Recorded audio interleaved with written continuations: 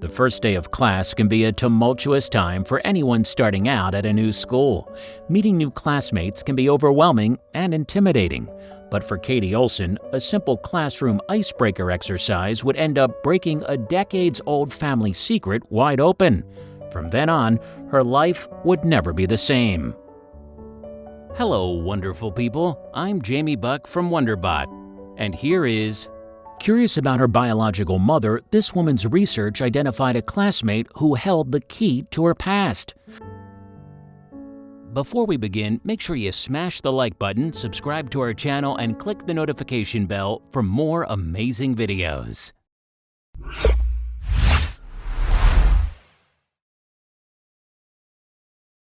Katie Olson was born in Tampa, Florida. But this Florida girl spent most of her life in the Midwest, growing up in Iowa. She was raised surrounded by love from her adoptive mother and father, but her life as a child was not exactly easy. Katie spent much of her childhood learning to manage her mild case of cerebral palsy, which included a few medical procedures. Nevertheless, Katie's parents described her as always maintaining a driven, passionate, and curious attitude. No one had an idea that Katie's curiosity would eventually lead her to a life-altering discovery that would turn all she'd known upside down. Like many young adults in the United States and around the world, Katie had big dreams of moving to New York City when she got older. And eventually, she ended up doing just that, packing up her stuff, leaving Iowa, and starting a new chapter of life in the Big Apple. And just like many young adults with dreams of moving to New York City, Katie was pursuing a specific one of her own. She wanted to be a stand-up comedian and an actor. And as it turned out, Katie started making successful strides toward this dream and performed in comedy shows and a few clubs. But after a while, Katie started to have a change of heart that would end up changing more than just her career ambitions. With all of the storytelling that Katie was doing during her stand-up comedy routines, she reignited a passion she'd always had: writing. She had always wanted to be a creative writer, so this new change of heart left her more ready than ever to finally pursue her long-held dream. The only problem was that Katie was already in her 30s, and she needed to find a writing program that was not only respectable, but that would also allow her to balance school with her already established lifestyle in New York. She decided to apply to a few programs to see what happened. She could have never guessed, though, that her studies would not only teach her about writing, but also about an old family secret. Katie applied to a few creative writing programs and was ultimately accepted into Columbia University. Elated with her acceptance, she enrolled in the program as a non-traditional student. Then she did what any new student would do as the next step, and she enrolled in her new classes for the next semester. One of these classes was WRIT W3680, a creative writing class that focused around literary reporting. With a semester full of scheduled classes, she could have never guessed that this particular course would lead to some shocking reports about her own upbringing. The big first day would be unlike any of the first days in any of her other classes. In January 2013, Katie packed up her book bag and made her way to Columbia University. She had no idea that her life was about to change.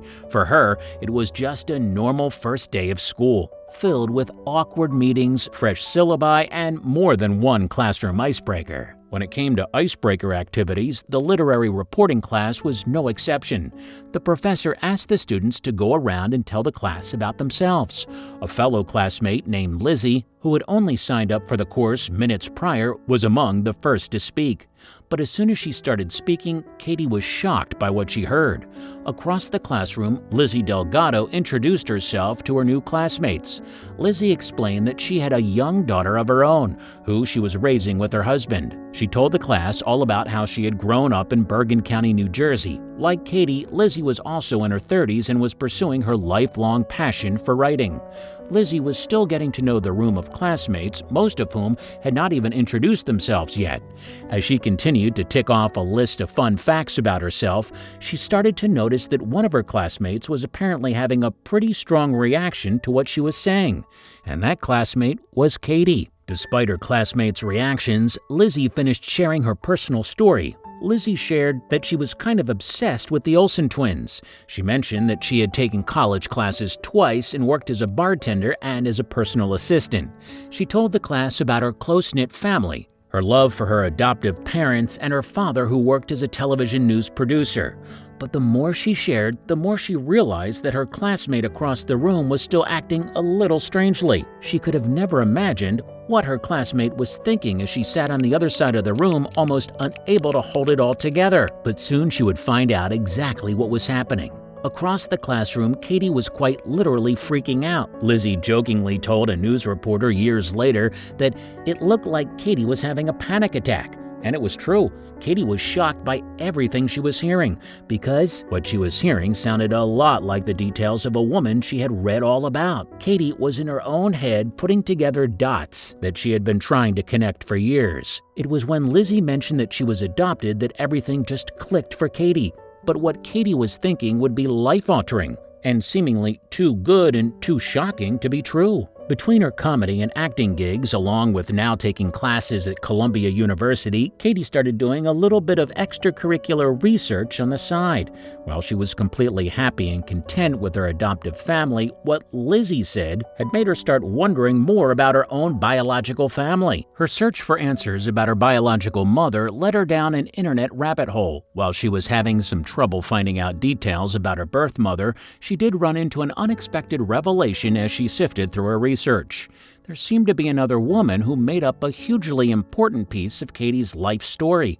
Katie was so invested in finding out more about her own past and her biological family that she became dedicated to learning as much as she could. During her research, she found out that her biological mother might have had another child just before giving birth to Katie. Katie's curiosity led her to look up some details about her potential biological sibling, a sister. Through social media, she ended up finding a woman who she was pretty sure could be the girl she was looking for. While she spent a few months trying to reach out, she never heard back and assumed her search was coming to an end. Luckily, it was only the beginning. Katie only knew a couple of details about her potential biological sister's life. She found a few photographs of a little girl on her social media page and assumed that the girl was her daughter. From publicly available information, she was able to figure out that the woman grew up in New Jersey. Katie was also pretty sure that the woman in question was attending Columbia University, although Katie had no idea what program she was enrolled in. And still, Katie was not even sure that this woman online was her biological sister. But she wasn't fairly certain the woman was her classmate Lizzie. Even with all the information she found online and what Lizzie had said about herself, Katie couldn't be sure if her premonitions were simply a huge mistake or something else. Katie sat for an entire excruciating class, hearing from her other classmates. She had to sit through all of the first day announcements, test schedules, and handouts, all while wondering what to do about the woman sitting across the classroom. "I was worried that she'd think I was stalking her," Katie said in an interview. But there was something more pressing than her fear, and that was her curiosity. "I didn't want to let her get away. I couldn't go home and sit for a week without getting an answer to this question," Katie said. So she devised a plan. Katie decided the best thing to do in this strange situation would be just to go up and approach her new classmate. In the moment, she did not know what to say. But she knew she had a lot of questions that would help her verify whether or not the classmate was who Katie thought she was. Katie walked up and immediately started to fire off a list of questions to a very confused Lizzie.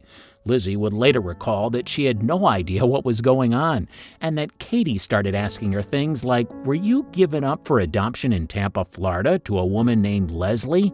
Lizzie later told reporters, "I was like, whoa, whoa, whoa." She had no idea what life-changing news was coming. Half polite and half just confused about this prying new classmate, Lizzie was considering answering all of Katie's rapid-fire questions. But with so much anticipation for this moment, Katie simply could not contain herself. Instead, she blurted out, "I think we're sisters." To say that Lizzie was taken back by the statement from this stranger in her class would be an understatement. All Lizzie could say was, "Is this real life?" In that moment, the room just kind of froze. Lizzie would later recall, but the list of emerging questions would only continue to grow for the two women. Of course, when someone approaches a mere stranger saying they are sisters, anyone would need to get some information before they went ahead and trusted such a big theory. So Lizzie began asking some questions herself. Together, they compared what they knew about their biological mothers. They both described to each other the details they had gathered based on birth certificates and information that their adoptive parents gave them. And just like Katie had suspected, it seemed that they were very likely sisters. They had both been put up for adoption in Tampa. As they spoke, Katie had no idea that Lizzie was still hiding some family secrets of her own. But Lizzie and Katie could not stop talking to one another as they realized their incredible connection. So what does one do when they find out that their long-lost sister had accidentally ended up sitting in the exact same classroom as them? Head to the bar to keep on talking, of course. Katie and Lizzie started to get to know one another over drinks. They were both still in disbelief that they had found each other. The sisters asked each other the essentials. Do you like spicy food? How do you feel about avocados? Do you have a particular odd pinky toe? But after the small talk, Lizzie was about to reveal something that Katie was not expecting. Katie began to ask questions about her biological mother when Lizzie started sharing some details that she knew about the mystery woman. To start, Lizzie confirmed that their biological mother's name was actually Leslie Parker and she lived in Florida. There was more. Their mother seemed to have lived a pretty difficult life. Lizzie began to look into her biological mother when she found her last name and an old birth certificate. It turned out that her birth mother, among other hardships in her life, had once survived an attack by an infamous serial killer. But that was not all that she had to share. Katie had spent months hoping to meet her biological mother. Katie would find another surprising aspect of her sister's life. Lizzie revealed that she had, in fact, already met her biological mother before she had met her sister. So she advised Katie to do the same and reach out to her mother. Lizzie passed along her contact information to her newfound sister. Katie was not ready to get in contact by phone, so she decided to reach out via email. Still, Katie had no idea how her message would be received or if she would ever hear back from her biological mother. While Lizzie recalled her own meeting, the memories jogged another important detail about her biological family. She knew that she absolutely had to tell Katie. With all of this new information about a family Lizzie never really knew she had, some memories started to come back to her. Specifically, she remembered a phone call her adoptive mother received years ago. My adoptive mother was contacted in 1980 about adopting another girl from my biological mother, Lizzie said. She continued to recall that the person on the other end of the line gave her adoptive mother a few more details. Her mom was told that the baby may not survive because of complications with her birth and delivery. Lizzie's mother never heard back and assumed the baby had passed away. Instead, that mysterious baby was sitting right in front of Lizzie at a bar. But there were more siblings besides Lizzie whom Katie would soon learn about. Soon thereafter, Katie's wait ended when her birth mother ultimately reached out in response. Over email, the story behind her adoption started to become more and more clear.